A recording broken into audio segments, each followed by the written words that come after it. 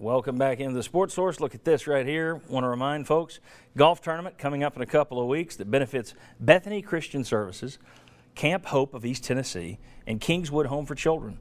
Plus, our own Sterling Hinton is involved in this thing. You see the email and phone numbers down there for Ellie Newman, the Odello Golf Classic. We invite you to get involved in that and help 3 different causes at once. All right.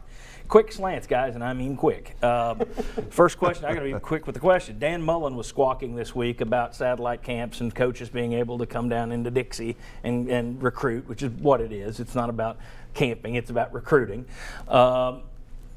We already know that the NCAA, the SEC has said if the NCAA doesn't nix these things, we're going to lift our ban and our coaches can go do camps all over the country. Tennessee's coaches, Tennessee fans, should they be hoping that the NCAA does nix these things so nobody can do it? Or, because they have to recruit nationally, should Tennessee be saying, we hope the NCAA keeps it so we can get out and about? You're agreeing? Yes. Tennessee ought to be everywhere. I mean, from Maine to Montego Bay, if that's really a place. Not a lot of players come out of Montego Bay. Jamaica, Bob. NCAA, no. Let them go, and Tennessee ought to be the first one out there with satellite camps. What do you think? Satellite camps good or bad for Tennessee? Oh, I think they would be beneficial to Tennessee, but I don't think it's a great benefit because they're doing pretty good right now without them, aren't they?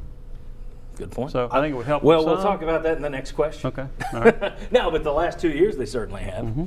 I think best is they ban them and you keep it as it is because, as Jimmy said, they're having so much success.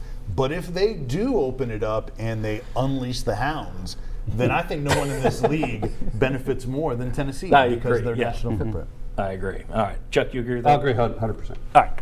The last 2 years, UT has gotten off to hot starts on the recruiting trail. Currently, things aren't looking all that hot. Let's take a look at this. I think we got a graphic. There we go. According to Rivals, their current team rankings, Tennessee's 14th in the nation. Nothing wrong with that.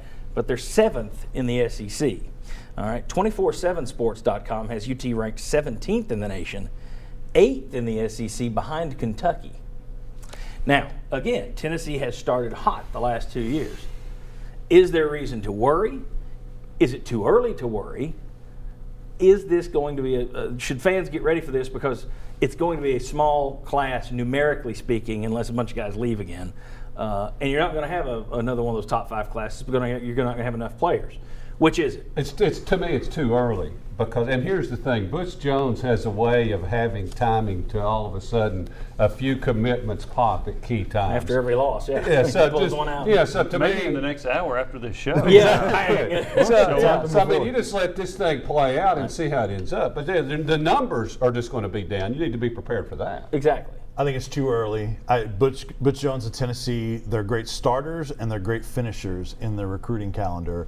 And then they have a few more 3-star type of guys right now that their rating could go up. Mm-hmm. Plus, I think with the smaller number, I think that's a factor right now. Do we all agree that it's A, too early, and B, you better get used to not having a number 5 ranked class this year because it's smaller numbers? Yeah, and you're not going to go out and get 3 quarterbacks that help pump your rating up. Right. So they probably won't. They may not be in the top 10. Well, I heard there's a pretty good kid in Montego Bay. There's a great guy that can get down to Montego Bay. However, if you're a fan, it's never too early to worry about anything. All right, when we come back, Steve Spurrier had the guts to say something, but thank goodness it's something Tennessee doesn't have to deal with. Finally, an issue that Tennessee doesn't have to deal with. Come on back, find out what we're talking about on the Sports Source.